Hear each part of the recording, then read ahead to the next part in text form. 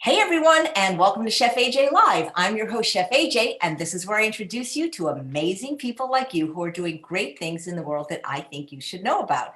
Today, we have two of our most popular guests, the dynamic duo, the co-stars of the Beat Your Genes podcast, Dr. Doug Lisle and Dr. Jen Howk.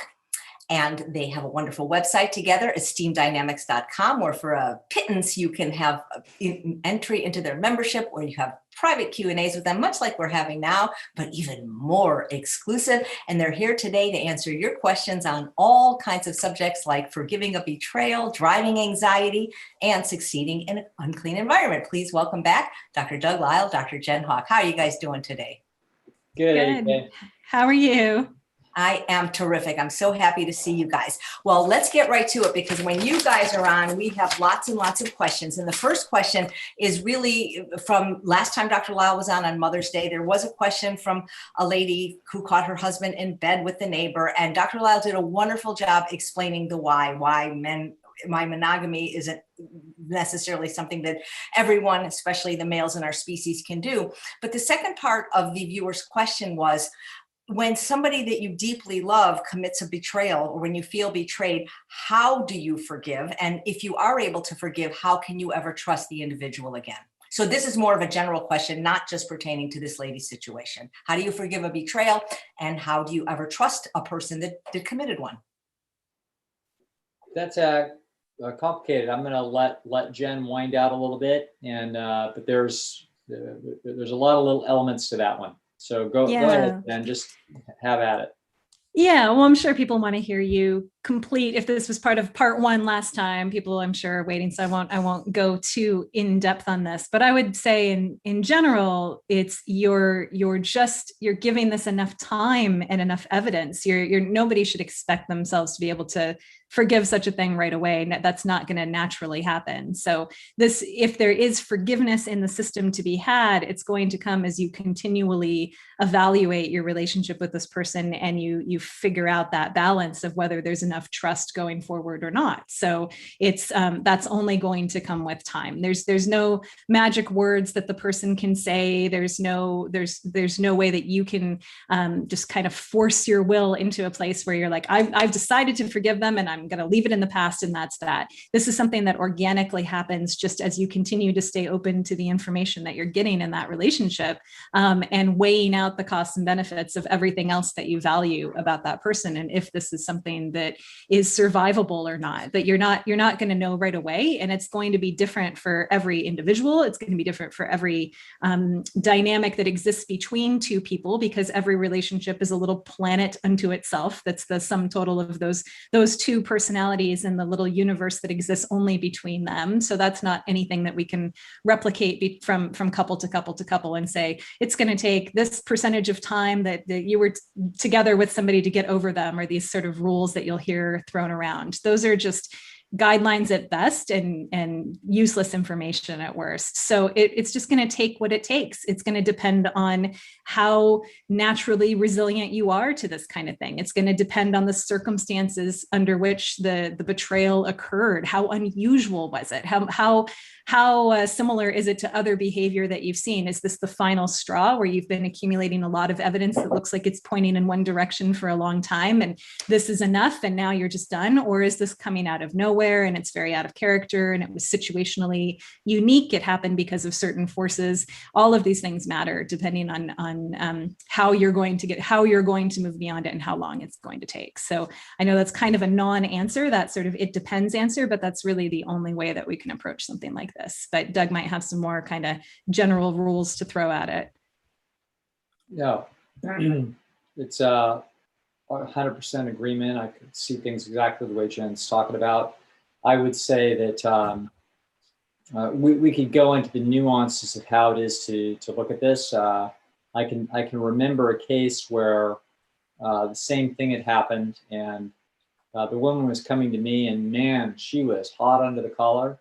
And as I found out the details, this had happened 25 years ago. 25 years.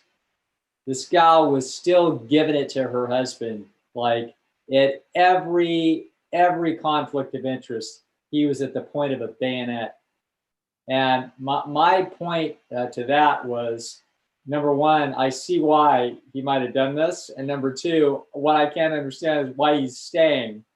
Because forgiveness, or essentially what we're talking about here is, forgiveness is almost an empty word, because as Jen is saying, it's not something that you can actively do. It's a derivative of your cost benefit analysis on the relationship.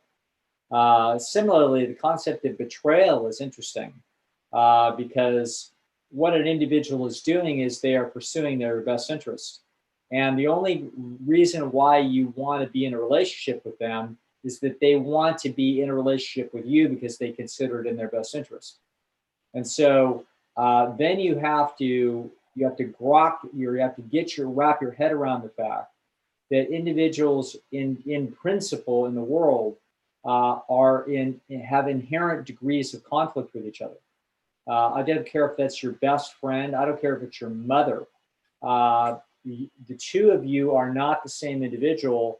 You don't sit in exactly the same psycho-ecological space. And so therefore your every need, every want, every desire are not only not the same, they are sometimes in conflict. So, there's one really good vegan chocolate chip cookie left on the plate, and I want it and Jen wants it. Jen's got more self-control. Yeah, we both know you're getting that cookie. That's a terrible example. The point is that there are inherent conflicts between individuals. And so last time I talked about the fact that men and women in mating relationships are inherently conflicted. And so that those inherent conflicts are going to spill out in a number of ways that are going to betray the nature of those conflicts. And it could be that either party is interested in outside parties. It doesn't always have to be the man wearing the black hat. That isn't how it has to be. It could be the other way. Okay, but it generally is going to go that direction by nature of human biology.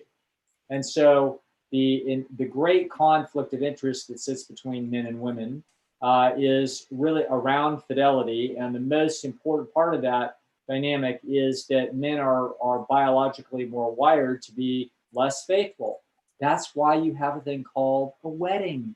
That's why you have a magazine called Bride. There isn't a magazine called Groom with 300 pages of ads in it about all the things that you can buy for the day of your life when you're the groom. It doesn't exist, okay? Why doesn't it exist? Because it's not the big dream of the male. Why isn't it not the big dream of the male? Because the big dream of the male is not monogamous pair bonding, okay? It doesn't mean they're not capable of it, and it doesn't mean that they might not be happy and faithful, etc. in their life. But trust me, if your husband's been faithful, he hasn't been Jimmy Carter level faithful. The famous phrase of Jimmy Carter was, "I've sinned in my mind." Well, no joke, Chief. Yeah, and he got a bunch of flack. He almost lost the presidential election for admitting to the utterly obvious thing is there's debates in every little Christian congregation about who is the better Christian, Carter or Ford. And maybe it's Ford because Carter admitted that he had sinned in his mind. So Ford's a better Christian for sinning in his mind and lying about it. That's more virtuous in American politics. Got it. Okay. All right. Good. Okay. So anyway, the point of all this is that we have conflicts with other people. We have conflicts with the best of other people. We have conflicts with the most valuable other people to us. And so occasionally as those conflicts are going to erupt into something that we might call a betrayal. But what it's doing is it's exposing that all of our needs, wants, desires, and goals are not in a 100% parallel. In this particular case, it's going to the heart of evolution and it's stinging, okay? And it stings both ways. So if a female is unfaithful for a male who's pair bonded to her, that stings really deep and hard and it's pretty tough to deal with. And if it goes the other direction, If the male is the one that's cheating, it stings pretty hard and it's pretty deep. That's because there are enormous evolutionary prices that would fall out from those, quote, betrayals, okay? However, we also recognize, hopefully, and we're mature enough and wise enough and maybe open-minded enough to actually understand the fact that inherent conflicts of interest are natural, and therefore everything isn't always going to be the way we would like it to be. And so as a result, sometimes there are going to be moments that they aren't betraying us, they're betraying the big lie, which is that we don't have conflicts of interest with other people that sometimes are profound, okay? So that's really what got betrayed. So now the question is, given what the circumstances are, as Jen says, as we learn as the weeks and months go by, in the aftermath of this kind of a discovery, what are we picking up and what cues are we learning, and what is our partners signaling to us about how valuable we are and what their personal goals are? And those two things are the things that matter. How valuable do they find us? What are their personal goals for their life that conflict with ours or are in consonance with ours? And how valuable are they to us? Those are the three things that need to be adjudicated. And what you're trying to do, the quote betrayal, all it did was inform you that there are conflicts of interest between you and that other individual in a way that you might have been remarkably naive to, okay? And now you're not naive to it. And now you can recompute more accurately, as you absorb that information, what it all means to the future of the relationship and whether or not it's worthwhile. And the lady that I'm talking about, the amazing thing is, despite how furious and never-endingly furious she was, it was still worth it for her to be around. And what incredible to me, that despite the feedback that this guy got, i.e. pure acid for 25 years afterwards, he was still willing to stick around, which is extraordinary and shows you sometimes how valuable another party can be despite all of the negatives that they bring to the table. It's like, wow, I still find them quite valuable. And so therefore, they're still more benefit than they are cost, despite the fact that the costs were damn high. So, if that's not what love is, what is it? So anyway, so I guess I come down exactly with Jen that you can't guide this process. It's a process of you learning about yourself and about the relationship and about the other person.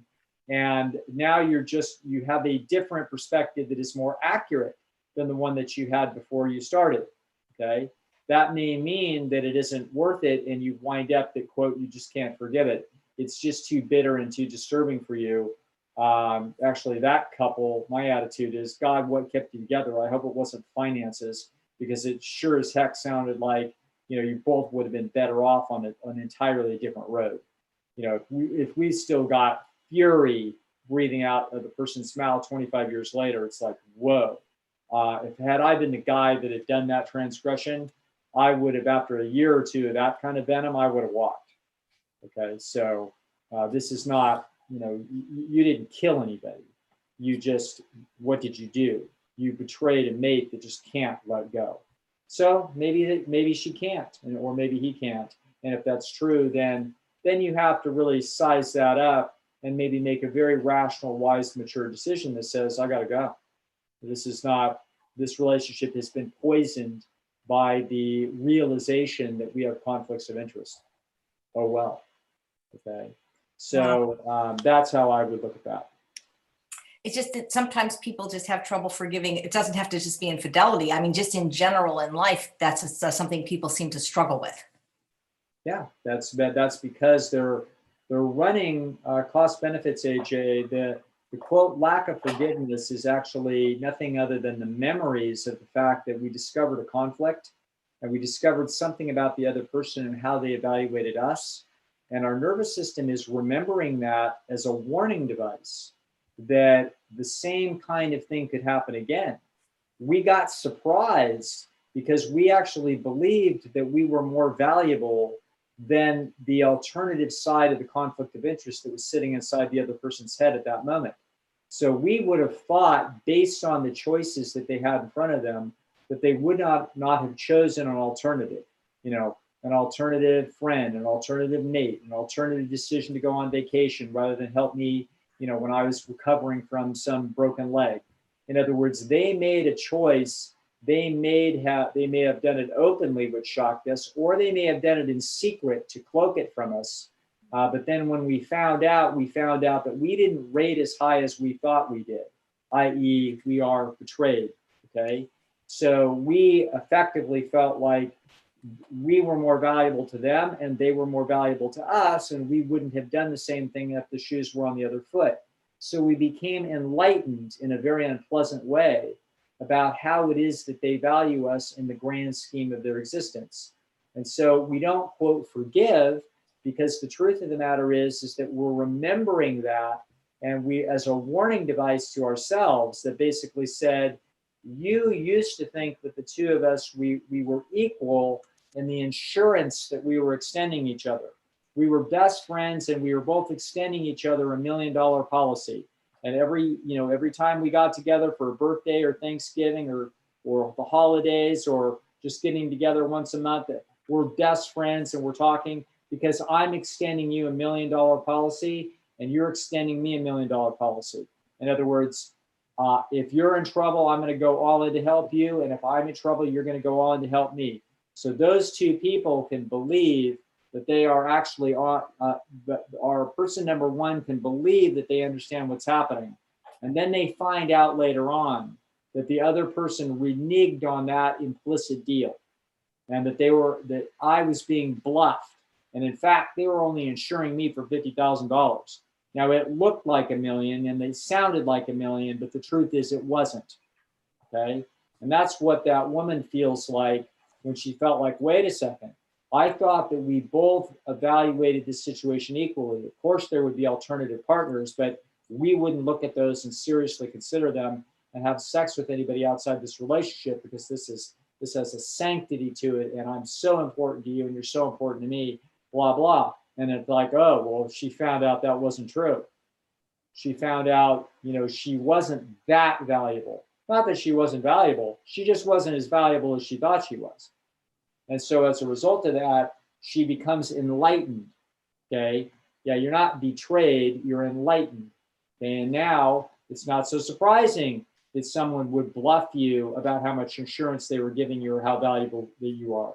Every insurance company does that. Every insurance company says, sure, come on, write your checks to us. Yeah, everything's covered. Yeah, everything was covered for me. But the last time I went to the doctor, I wound up with a $500 bill that I had no idea was coming. Don't think that I wasn't hot under the collar. I was betrayed by my insurance company, okay? So the point of the matter is that all that's really happening is you're becoming enlightened, better enlightened about what the real trade processes and dynamics look like. That can be so insulting that you basically feel like I can't stay, okay? Or you can say, oh, I have competitors and this person has competitive values that I didn't understand. They are still very valuable. I still want to be in this relationship, but I'm aware that maybe I don't extend myself as far, or maybe I need to compete harder and extend myself more. This is the nuances that Jen was describing. It's hard to know how any individual is going to react to something like this. One individual feels like, whoa, maybe I haven't been bringing my A game, which is why this other person was looking for alternatives to me. Or maybe they feel like, you know what, I've been bringing my A game, and if that's not enough for better behavior out of you, you can just go pound sand, I'm out of here. Or something in between. So that's why there isn't a one size fits all, even though we can describe the underlying processes for all people. The underlying processes for all people are the processes of running relationships through a cost-benefit analysis and discovering at a time like this that you've been surprised by how the other person is actually viewing the trade between us and them and their alternatives in the world. They have to. They're always running us against alternatives. Whether it doesn't matter if you're on a desert island, they're running it against alternatives. And so you are always competing for your mate, and there may be moments in your life when you lose. But that doesn't mean you've lost it forever, and nor does it mean that they're not worth pursuing and competing for, i.e., you can forgive, quote unquote. In other words, it's worth staying, but not forget. In other words, I remember what I learned. Okay, so everybody's processes are going to be different depending upon the unique cost-benefit analysis that comes with the dynamics between those two individuals and where they are in their life. And personality. I mean, we can't forget personality. There's so much individual difference just in how people are wired in their general disposition. And so there is a more forgiving personality, and a more kind of, grudge holding, revengeful personality. I mean, those are real differences that exist at the genetic level between people. So that's not the whole story. You can have somebody who, all things equal, has a more forgiving personality, but they are looking at a betrayal that is so significant that they can't get past it, when somebody who is, has a different personality would. So these things are very dynamic and change all the time, but personality is a big part of the story too. Yes. Great. Thank you. Well, who was it? William Blake that said it is easier to forgive an enemy than a friend. Mm-hmm. Yeah. You didn't pay the premium on that insurance. Right. Yeah. Right. You don't feel the betrayal. Yeah. Nice. So this question from Vanessa, while specific to her, I got to tell you, I know at least 12 people that suffer from driving anxiety and can't drive the freeway. She says, 20 years ago, when I was 40, I was hit head on by someone who literally had just gotten their license. It was a fiery crash. My car was totaled. I was seriously injured. Riding in the ambulance to the hospital, the paramedic had said to me that if the same accident had occurred on the freeway, I would be dead. He went on to say that while you're more likely to be in a car accident driving the city streets with everyone going different directions, because of the high speed, freeway crashes are more likely to result in a fatality. It is now almost 20 years later, and I am still not able to drive the freeway. And my driving anxiety has gotten so bad that I'm not even able to be a passenger in a car driving on the freeway. I'm about to turn 60 and feeling sad because this limits my life and makes my world smaller and smaller. Right now, I'm only able to drive very short distances in perfect weather, during daylight, and only when absolutely necessary. For example, like going to a doctor's appointment that can't be done online. I am missing out on so many special events, like my niece's graduation from medical school, my grandson's bar mitzvah, and my granddaughter's wedding. And this is causing a lot of sadness in my family. I am willing to undergo any type of treatment that you can recommend for driving anxiety, even as an inpatient. Perhaps I waited too long. Is there any hope for me to at least be able to be in a car while someone else is driving? Thank you. Yes, there is hope for you, and the kind of thing that you're describing is the kind of thing that can generally be unwound by systematic desensitization. So you need to find I don't know what city you're in, but you need to find a CBT, particularly behavior therapist, that specializes in this, not just somebody with a master's degree that got their degree from Cal State and then has been practicing for a few years and does some family therapy and some kid talk on the side. No, you need a behavior therapist, someone that does this for a living. They are a specialist, and they typically, the way behavior therapy is done is that you have an appointment every day. Okay, so every single day you have an appointment. And the next day you go a little deeper. The next day, you're not doing, when I say deeper, I'm not talking about any psychodynamic BS. It has to do with first you may just spend all day having your for an hour, you may just sit there and deal with your anxiety when you've got your handle on the car door, Then you're sitting in the car, okay, etc. Then you're in the car. Then you're driving the car down the little street. Then the next day you're driving a little bit faster. And the next day we do it in the rain, even though, you'd say you can't handle the rain. Oh, well, you've got an appointment, okay? So by actually essentially guiding the person firmly through a process of continually challenging that anxiety with increasingly problematic issues, and then when they get too far, they start to overwhelm the system, that's where the behavior therapist is competent to actually calm you down and get you to relax and do some relaxation exercises for a few minutes so that you can bring down that anxiety level, and then we continue to go forward, okay? So this is what this is. This was discovered by Joseph Wolpe in like 1958 or whenever the heck it was. And this is This is how it is that we do this. So this is not common garden variety psychotherapy. And incidentally, for people who are generally anxious about all kinds of things in the world, this will not work. So that would be the equivalent of changing your personality. But this is a highly specified, essentially, phobia, okay? And highly specified phobias, again, this is as I said, that you don't forget because it's a warning device.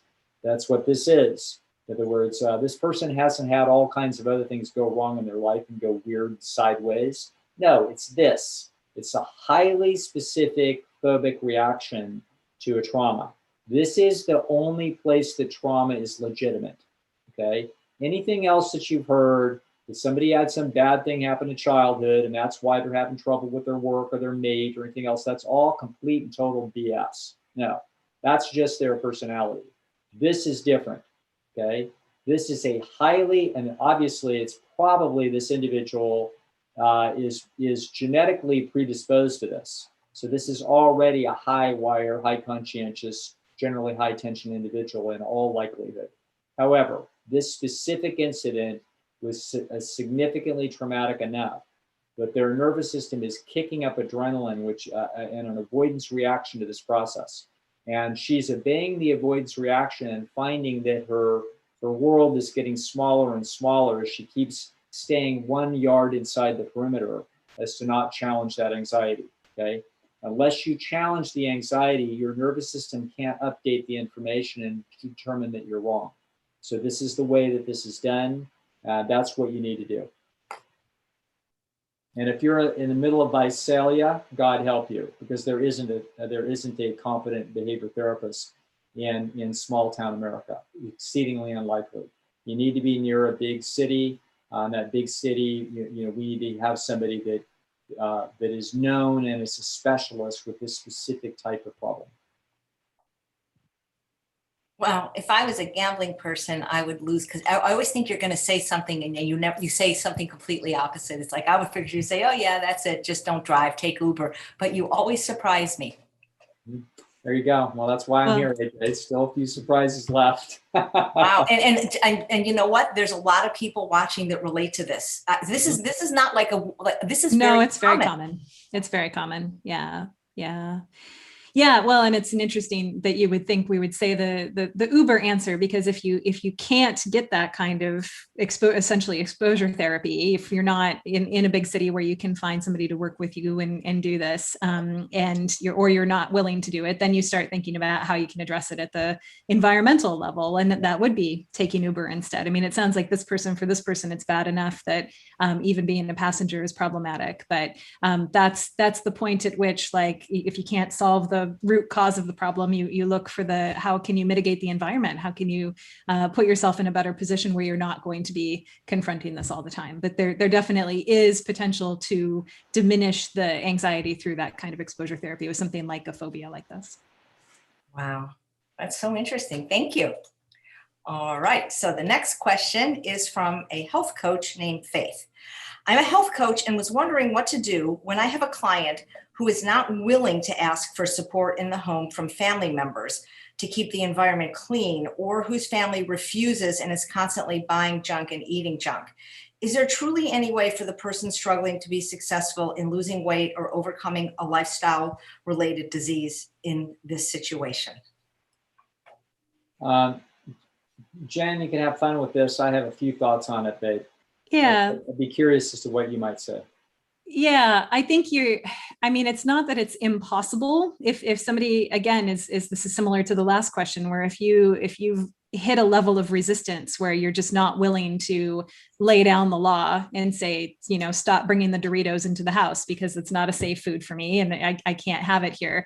Or if the person just keeps doing it anyway, even though you've asked them to, there is a fix to that problem. It just requires a lot of discomfort on your part. So it requires making the person upset. It requires introducing some conflict into that relationship and saying, it's really important to me that we do this. And if you're not willing to do it, it, then that's a major conflict of interest between the two of us. And it's going to be unpleasant. And so you're essentially choosing to minimize that conflict of interest with the other person rather than to get what you need to be successful in with this particular goal.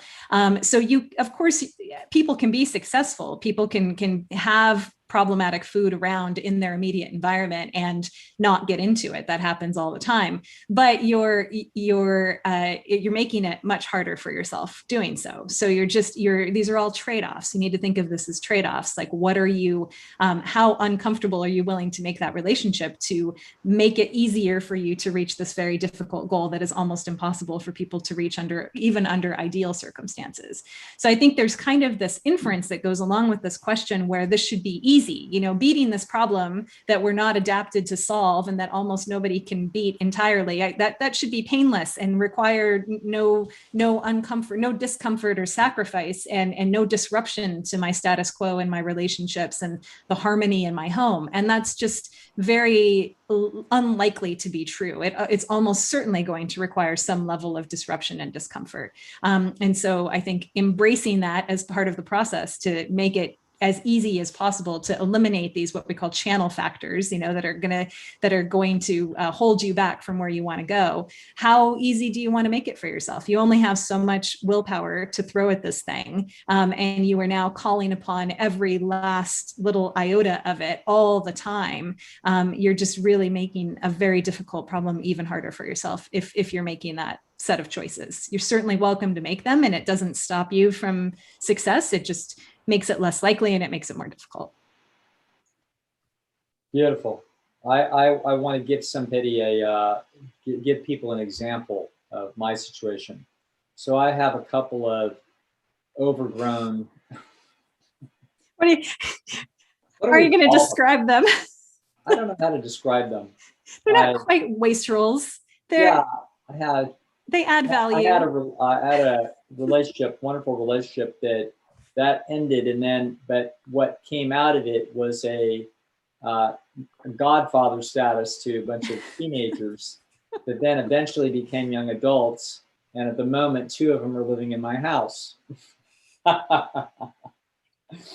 And when one of them was living, one of them came back to prepare for her wedding.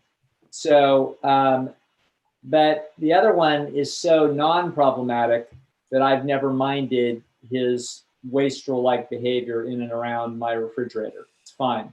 Like, I don't even see the stuff that he has in there. It doesn't, I don't blink, and he's a wonderful extra little companion for my mother. So we've got my mom and I and Sam in the house, and everything's fine. So I don't have a problem. And then the next one comes. Okay, so now suddenly there's 2 of these overgrown children in my house, and now there's too much crap in the refrigerator.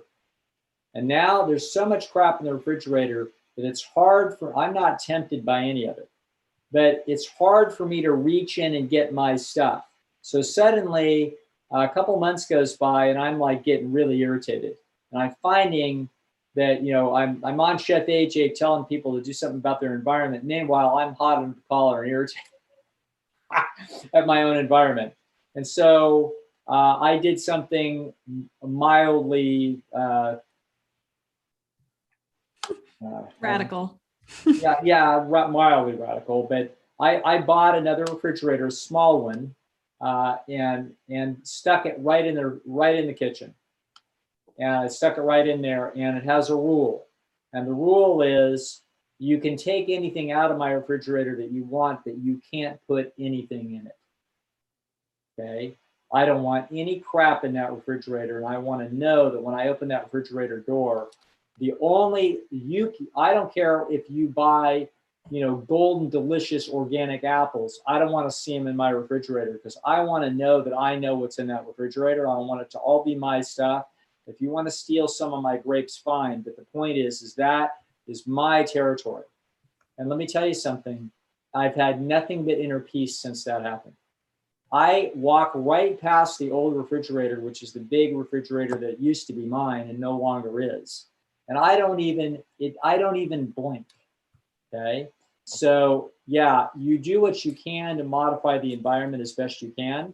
And I think Jen said something this time that I had never quite grasped on this question. And that is, you have to embrace the fact that there's conflict as is of course a natural consequence of you trying to do something amazingly bizarre. And so we tend to think of it this way. I'm right. I'm trying to do what's right for my health. You're in the way. You're being self-indulgent and self-destructive. You're dragging me down. I have to get in conflict with you. It's unpleasant. I'm a nice person. You're super valuable to me. You're getting all hot and bothered over me saying, no, I don't want the donuts and the pizza in here because it's tough on me. And now we're in conflict. Okay. And quietly you feel righteous and indignant and cornered and lost and guilty over your own inability to just carve out your own space and just do it, without imposing on them and et cetera. And you feel guilty that you can't do it.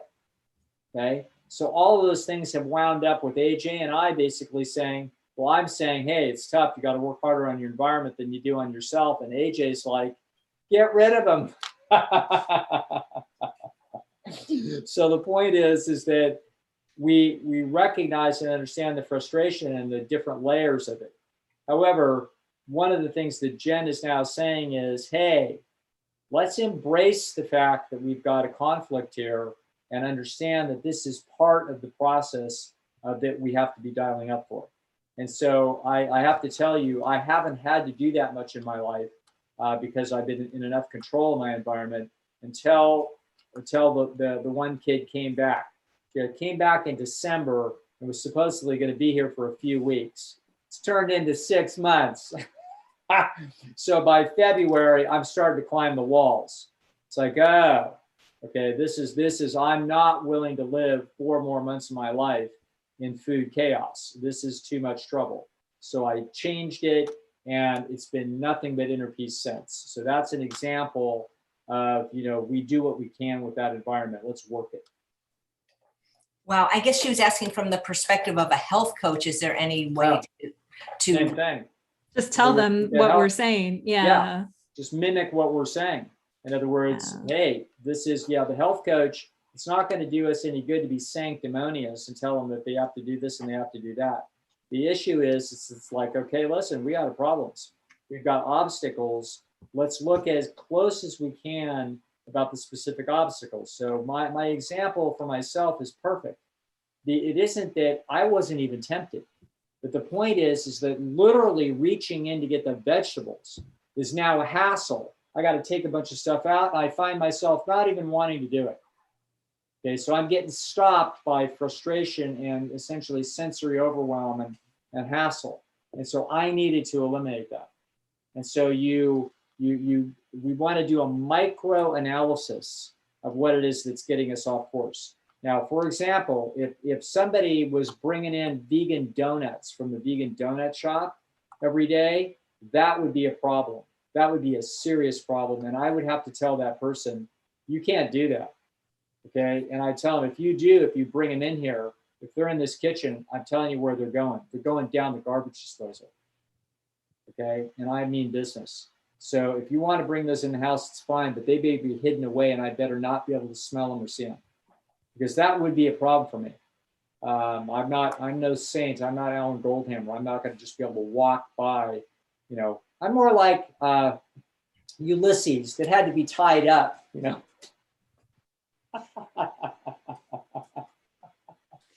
Such humility. It's really admirable.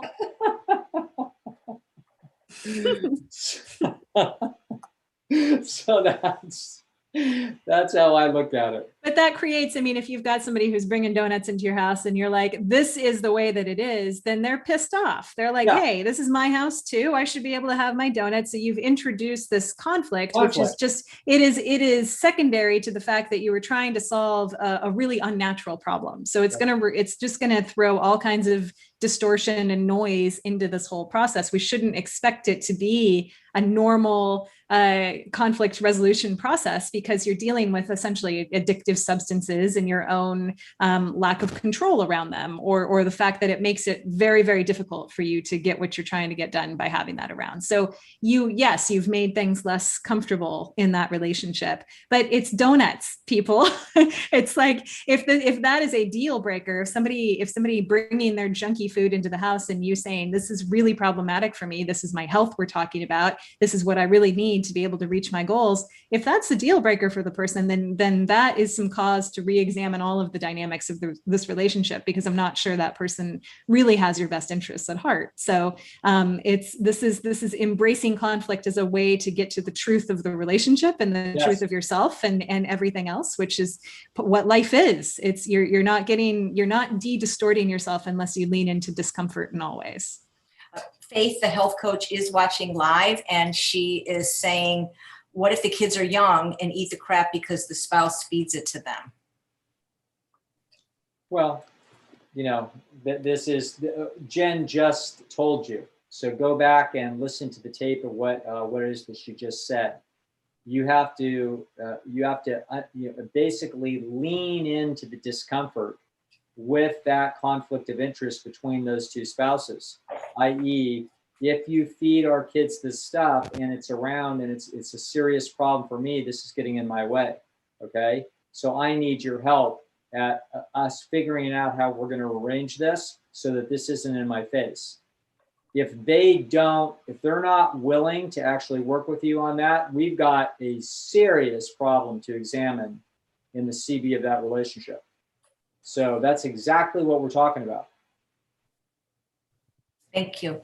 So this is another environment question, but from the perspective of someone who could have a clean environment, named Jennifer. I'm whole food, plant-based, SOS free always, and compliant with Chef AJ's program 90% of the time. I'm not happy with my rate of weight loss and need to increase my compliance of eating to the left of the red line. Why do I keep making these little cheats with dried fruit, avocado, and hummus with tahini? Maybe my mind considers these foods to be healthy and really wants foods with a higher caloric density. Do you have any suggestions for a system to increase compliance other than getting all the high calorie dense foods out of the house? Boy, people are sure reluctant to have a clean environment. It's so easy when you do. To me, doctors, trying to solve this problem in an unclean environment, I was thinking it's like trying to fly a kite on a day when there's no wind. Yeah. Or trying to fly a kite with a bunch of rocks loaded on it. You can get some lift, you're going to get it up off the ground a little bit, but you're not going to get it very high because it's loaded down with a bunch of weight. So I think the general rule here is that whatever the most calorie dense food in your house is, even if it's a biochemically perfectly healthy food like dried fruit, you're going to get into it. You cannot help but get into whatever the most calorie dense food is, or whatever combination of foods that you can put together that is going to be the most calorie dense. So, I have told tales of woe about my problem with Costco dried mango, which is delicious, but if it's in the house, it becomes a problem because it is by far the most calorie dense food in the house. And it's really just not safe to have around that. Like it's like a 3-pound bag or something. It's ridiculous. So there are ways that I can kind of manage that. If I'm sharing the bag, if the bag doesn't solely belong to me and I'm sharing it with someone else in the household, I have a little bit of a respect for I'm not going to eat the entire bag because it doesn't entirely belong to me. So it becomes a more safe food if there are certain parameters moved around. But everybody just has to be sensitive to these things. But I think people are very, sorry, I've got my brother is calling me, which is a very rare event. But it's ringing through the FaceTime, making a bunch of noise. I think people will continue to move this with whatever they have. So, I've had clients get very, very creative where they will find ways to make some bread-like product out of some grain that they have in their house. They'll make some flatbread, and then they'll make some hummus with the chickpeas, and they'll drag the tahini out of the back of the fridge. It's like these things, having them around is part of having an interesting and stimulating whole food plant-based diet, so you can make reasonable recipes and live a life that has tasty food in it. You're just always going to be sort of trying to hack the system and put together really calorie dense combos of whatever it is that you have. So instead I think the only way you could get around that is to have a very non-stimulating environment that is, suitable for some individuals. I think AJ might be one of them. I mean, you really are just, you're eating a high volume, very low calorie density diet that is okay for your nervous system. A lot of people just can't quite manage that. It's just not going to hit the satiety dings the right way. So they need a little bit of tahini in the fridge to make that salad dressing. But that becomes a problem when you start thinking about, well, I could use it to make hummus instead, and then I could put the hummus on something and I'm going to put it together. So this is knowing yourself. It's knowing what sort of balance between a perfect environment and an arbitrary level of calorie density that is defining that environment can be, versus what kind of goals do you really have for yourself and how reasonable are they? How are you looking at some vanity pounds that you're trying to lose? Is the rate of weight loss happening, but just slower than you would like, but is still, we're talking like 1 or 2 pounds a month? Then hold the line, keep doing what you're doing if it's working and you're feeling satisfied. Yes, it's slow, but trying to get it to go faster than that by essentially engineering your environment in an unsustainable way is going to create more problems for you in the long term than just kind of dealing with the fact that it's a little slower and a little less successful than you'd like in the short term. Great, thank you. This is from Stephanie. My brother's been an alcoholic for 40 years. He's at the point of being deathly ill, vomiting, writhing in abdominal pain, sick as a dog every night, promising he'll never drink a drop again. Then 12 hours later, does exactly what he did the night before. I can't hear you. Can you say something, Doug? Oh, Yeah, can you hear me? No. Can't hear me. Oh, Jen, I ranted so much I broke my phone. we can. Okay. I can hear you. Yeah, that's good. I just can't hear you. Yeah. Jen, can you hear me? Jen, can you hear AJ? I can hear you now. I just disconnected Good. and reconnected the Bluetooth. Good. I think FaceTime knocked it out. Yeah. Gotcha. Oh, good. All right. Phew, good. Thank you. I'll read the question again from Stephanie. Brother's been alcoholic for 20 years, deathly ill, vomiting, writhing in abdominal pain, sick as a dog every night, promising he will never drink another drop again. 12 hours later, does what he did last night. How can you be so sick, realize why you're sick, and then just do it again and again? I think that's called addiction or something like that. Yeah, well, let me actually explain this a little bit. I don't know. This is just for, I guess, for intellectual entertainment. This is actually, what you're describing is echoed in one of the most important studies in the history of psychology. So the history of psychology in the 20th century was dominated really by 2 figures. We're going to get away from clinical psychology and Freudian thinking or Carl Rogers. We're talking about academically oriented insight into human nature. And those, the 2 major figures were Ivan Pavlov and then later B.F. Skinner. And on the backs of those 2 men was built a thing that we call learning theory. And learning theory is the bedrock concept that underlies basically almost all analysis in the social sciences to this day. And so teachers are completely have nothing other than learning theory in their head. Social workers, the counselor at the school, the psychotherapist, the marriage counselor, everybody's thinking learning theory. In other words, so thinking that the reason why people do what they do is that they've been reinforced for things or they've been punished for things. And so they avoid things they've been punished about, and they go towards things where they've been rewarded. So if they've had traumas in their past, they're avoiding anything that's associated with that trauma. If they've been rewarded for being a good person because their mom was weird and so they did certain things for that, then that's why they are the person they are today. And as in essence, it's summed up in the phrase that you're the sum total of your experiences. This turns out to be essentially entirely incorrect. It has almost nothing to do with it. You are, in fact, the person you are for other reasons than your experiences. Your experiences are interesting and they are unique to you, and they create a fabric of what your life experience is, but that's not what made you. So it's going to turn out that this whole concept of learning theory, in other words, there's some tenets that underlie it. So for example, if you do something and you're rewarded for it, then you're going to be more likely to do it again. If you do something and you're punished, then you're less likely to do it again. That seems unbelievably obvious. and it can be demonstrated in the laboratory. It's demonstrated by all learning theorists, and everybody had this concept that there's certain variables that are really important, like what's the timing connection between the two things. You know, if you reinforce them right away, that's important. If you wait too long, it's useless. Well, these became known as the laws of learning, and said with great sanctimony from the pulpit that this is how it is. Except that in the early 1960s, some people that trained animals came along and started saying, you know what, we use these principles, but it turns out that they don't totally hold. There's something wrong. And if anybody that's ever tried to train a cat, if anybody's ever tried to do that, good luck to you, okay? They don't train the way a dog trains, very different.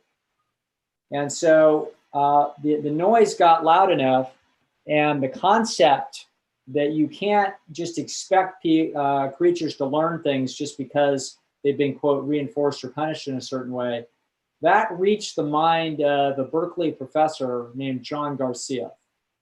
And John Garcia then conducted a very interesting series of experiments. And I'll tell you about one of them. And the reason we're taking the time to do this is so that you understand exactly what it is that you're actually up against. What Garcia did was he would take, for example, took rats and he put a little shocker around their foot. And then when they eat regular food, that's all fine. That's what their experience has been. But then he would introduce a novel food, and a novel food that might be tasty that they're interested in. And every time they take a bite out of it, he'd shock them. Okay? So you would think that every time if you take a bite out, you shock it, that pretty soon you're going to feel aversion to taking a bite out of that food. But it turned out they never got averse to that. Never happened. Didn't matter how many times he shocked them. When they're wandering around, they go take a bite of that food, get shocked. No way do they reduce their likelihood of going around and getting that food again. Now, that goes contrary to learning theory. First, the creature's been penalized for this thing that they're doing, and they do it anyway. Then what he did was he had them eat the novel food, not get shocked, hang around for a while, and then 6 hours later, he used a mild dose of radiation to make them feel nauseous. If he did that one time, none of those rats would ever take another bite out of that food again, just like that. He then decided, well, that's interesting. And remember, in the shock condition, they're doing it over and over, and they're doing it right as they take the bite. Never learn it. Mm. They get one dose of nausea 6 hours later, 12 hours later. He then went 24 hours on rats. No, never tasted it before. Taste that little bit of novel food. Take it out of the cage. They run around and do everything else they do for the next 24 hours. 24 hours later, they feel nauseous. They'll never eat that food again. John Garcia tried to publish that. And journal after journal rejected him. This is not some guy from the street, or this is not an animal trainer telling you you're wrong. This is a major league Berkeley professor telling you, hey, I just proved that learning theory is absolutely built on quicksand. You guys don't know what you're talking about. They rejected him and rejected him and rejected him and rejected him. And one of the reviewers said, this is no more likely to be true than there's bird crap in my cuckoo clock. Okay. Well, they were all wrong. Must have been reviewer number 3. They were all wrong. And John Garcia was anticipating what becomes known as evolutionary psychology, okay, which is what Jen and I do. It's the concept that you are biologically prepared to understand and learn certain things, and you are not biologically prepared to learn and understand other things. And if you are not biologically prepared to learn and understand something, it's damn near impossible for you to do it. The pleasure trap is, to the best of my knowledge, the only major document on this topic that actually attempts to explain this. Everybody else is looking for every reason why this is difficult for you. You got troubles with your mother, you got troubles in your your history situation. You've got things eating away at your soul and you're trying to fill it. No. Okay. No, you were not biologically designed to learn this. And your brother was not biologically designed to learn that when he drinks alcohol and he gets a hyper dopamine and endorphin response to it that tells him he just did the right thing. And then 7 hours later, he feels sick. He's not actually designed to make that connection. Okay. So the rat was designed to make the connection of a novel food being sick later. That's a fascinating evolutionary connection that would have been invaluable. But it turns out that over drinking alcohol, that's not a connection that you're designed to make. You're also not designed to make a connection that Fritos are bad for you. You're not designed to make that connection either.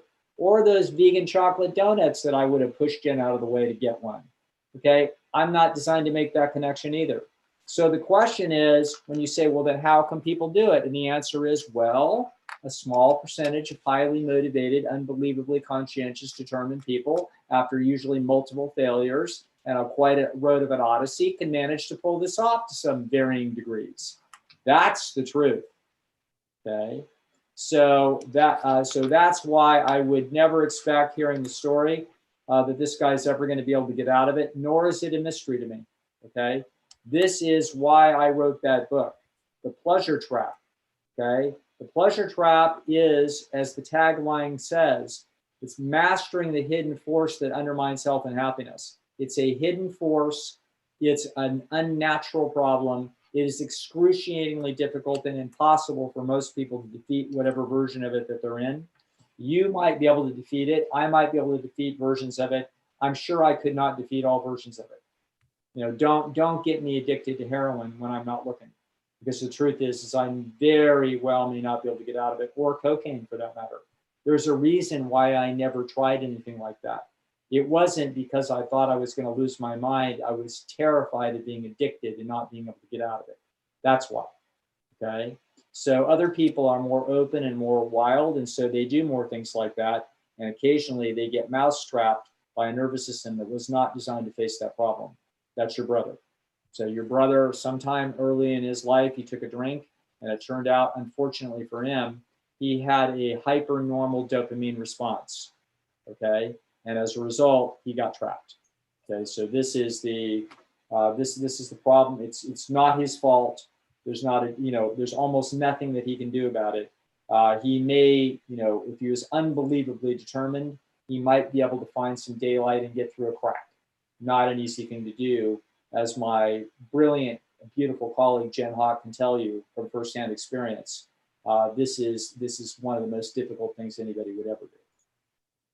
Yeah, I barely got out. And that's just alcohol. I mean, it's like Doug is saying, it's not heroin, it's not meth. Yeah, it's a tenacious trap. Yeah, don't expect it to be simple. And this is also it gives one pause, when if you're in a relationship with somebody that's in the trap, and particularly if it's early, you need to look hard at that issue, because you're probably looking at a long-term thing that will probably not go away. So that's but your brother is unfortunately, barring some kind of a bizarre little miracle, unfortunately he's a victim of a trap that he wasn't designed to get out of.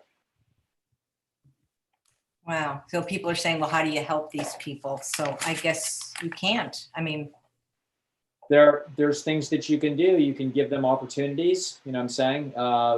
Some of these opportunities are useful, but you cannot reliably take somebody by the hand and walk them out of an addictive trap. That is not reality. That's like trying to get that rat to see that when it nibbles some novel food, it gets a shock on its leg. It's not designed to make the connection, and it never makes it. So, but what you can do, just as a follow-up to that, I can tell you the kinds of things you can do.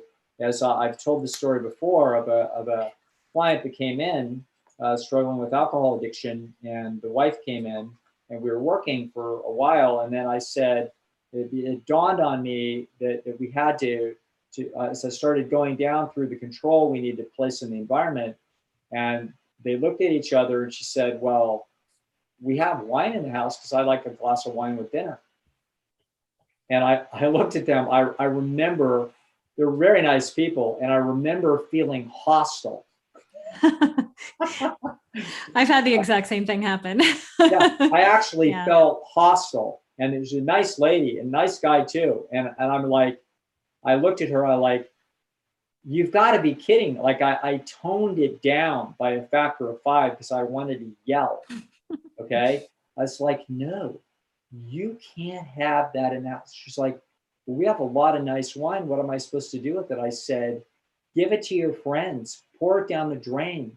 It's out of here. When you guys go out to dinner, you never get a drink of wine, ever. You go out with your friends, maybe, that's fine, but not with your husband. Never, ever, ever, ever, ever. You are done. Wow, big shock. I think people misunderstand, like, people are often like, oh, is it okay if I have alcohol in the house? Are you going to be tempted by it? And at this point, I'm 7.5 years sober. Like it's actually not a problem. I'm not tempted by it. But for somebody in early, and this is different for everybody. So just because it's been that long for me doesn't mean there aren't other people who are 8 years sober who can't have any alcohol anywhere in the house. But what it does is it's not necessarily that he's going to be tempted by that bottle in the cabinet and sitting there, white knuckling that particular bottle. Maybe he is, but really what you're doing is you're just chipping away at the existing willpower for the entire problem. And this is what the food does too, when people have the crappy food around. So it's not necessarily the issue that your spouse is going to get into your particular stash of stuff. They might not like that stuff or whatever it is. It's just that you're demanding so much bandwidth from them to fight the thought of alcohol and the just to engage in this little battle in their mind all the time that otherwise they wouldn't have to be fighting at all. And so when they walk by their favorite bar on the street tomorrow, they have a little more free ranging willpower to throw at the problem at that moment because it hasn't all been depleted at home. So that's really what it is. It's not, oh, well, I use this to make the pasta sauce or whatever. It's a more subtle process than that. And I think people who haven't struggled with addiction don't quite grok that. Right. Boy, well said. If you aren't an addict, then your ability to have insight into what this trap looks like is almost zero.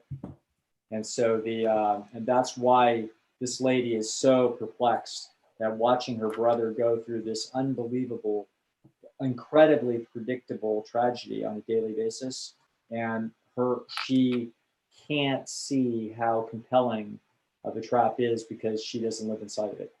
But it's this compelling trap. It has a lot of different versions. You'll see a similar version of this in anorexia.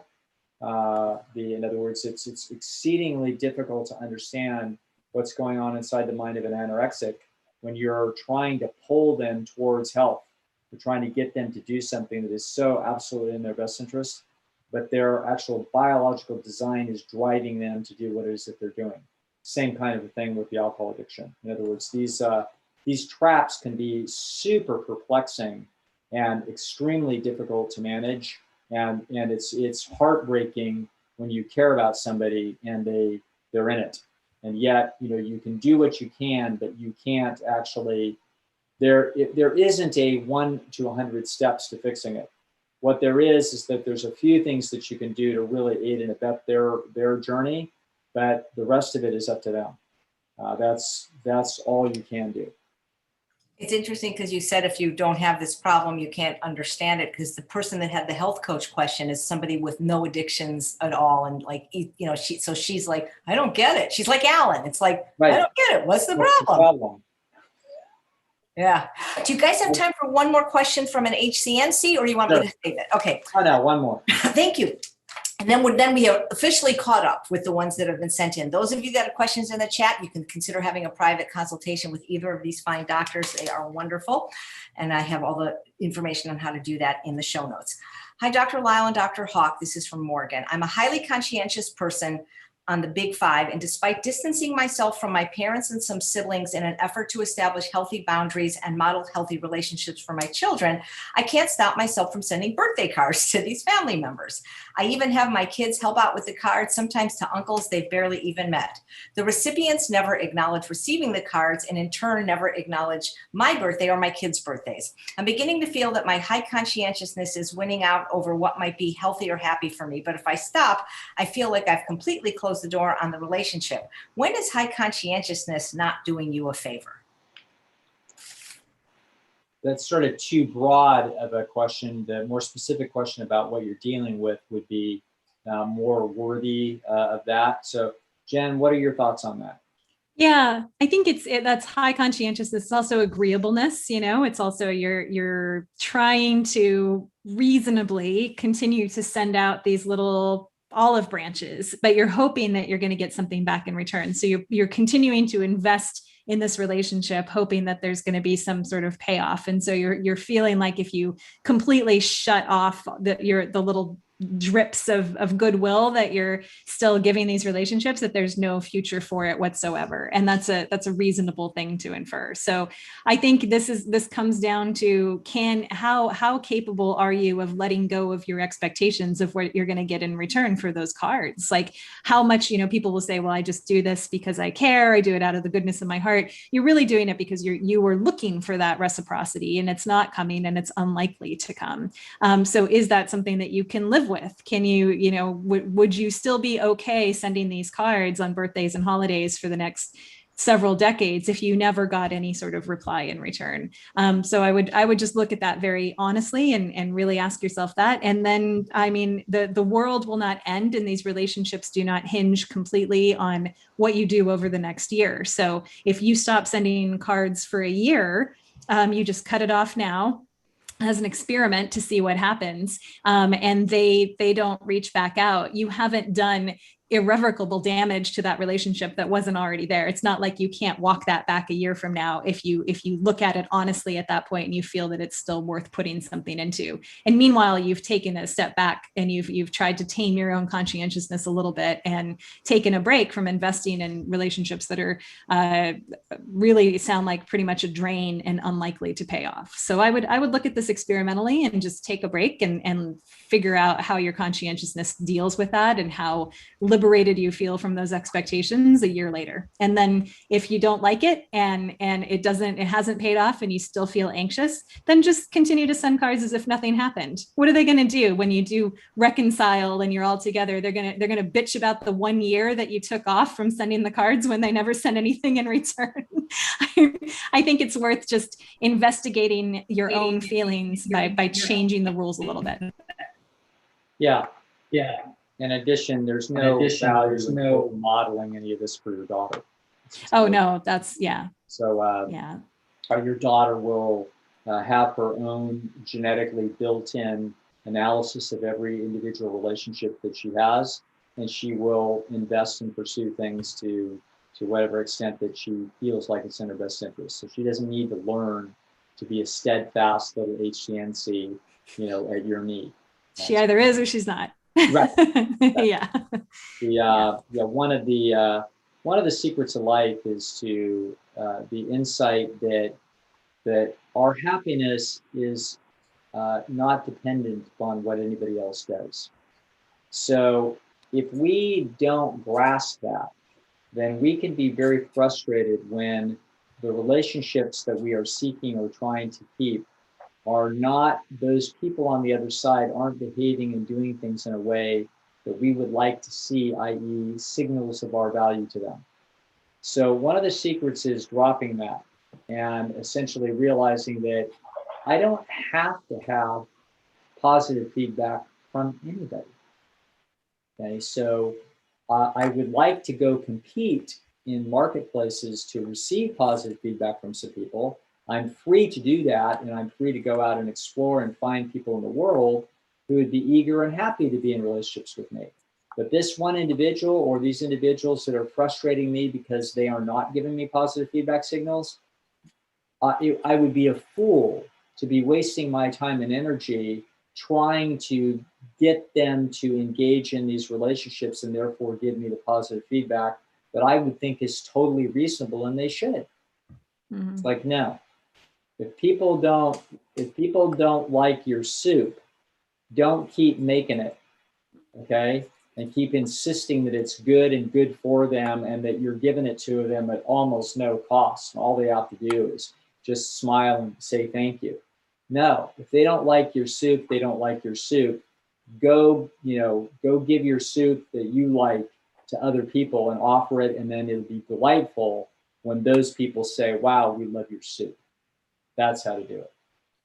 There's a feeling of emptiness and chronic insecurity that comes from trying to buy esteem from other people too. So if they're not freely offering it, which they're not, you're sending those cards as like, hey, look what a good deal I am. I'm still on sale. Like, don't forget, like, buy now, buy now, buy now. And they're not. And so you're reading their refusal to acknowledge you as a rejection, as a signal of poor esteem, Right. which it is. But so if they were to kind of play the game and send a half-hearted little card back, I mean, that's still not real esteem either. And so even if you were to get that, you would feel sort of just chronically insecure about it. You would feel like you still have to keep paying into the system to get more of that mediocre kind of feedback, which is not the kind of feedback that you want to be oriented toward in life. You want to be oriented toward this freely given esteem based on who it is that you are, and not having to kind of trick or fool or coerce or bamboozle people into loving you, because that's not a secure place to be, and you're not going to feel good there. Beautiful. Wow, guys, thank you so much. Oops, let me turn my light on. I was giving myself a break. Dr. Joe Woodruff, watching live, says the two of my favorites, another great session. So thanks so much for coming back and answering everyone's questions. We love having you on, and we get so many views when you're here. It's great to see you. We'll see you next time. Thank you, AJ. Yeah, a lot of people are commenting on your background, Dr. Howk. I guess not everybody knows the meme, so they thought it was interesting. Now that you've seen it, you will see the meme everywhere. So I took a calculated risk that a lot of people are going to be like, "What the hell?" But it's a thing. Good. Well, I'll definitely have to Google that. Thank you so much, guys. Okay. Well, thank you for watching another episode of Chef AJ Live. Please come back tomorrow when my guest is John Kohler. Over 25 years ago, he escaped a near-death experience with spinal meningitis, changed his diet, and tomorrow he's going to show you the easiest way to eat more fruits and vegetables. And I think the easiest way is to stop eating crap and eat veggies. All right. And clean your environment. Thanks again, Dr. Lisle and Dr. Howk. You're our favorites. Right. Take care. All right, Bye-bye. we'll Have a good one.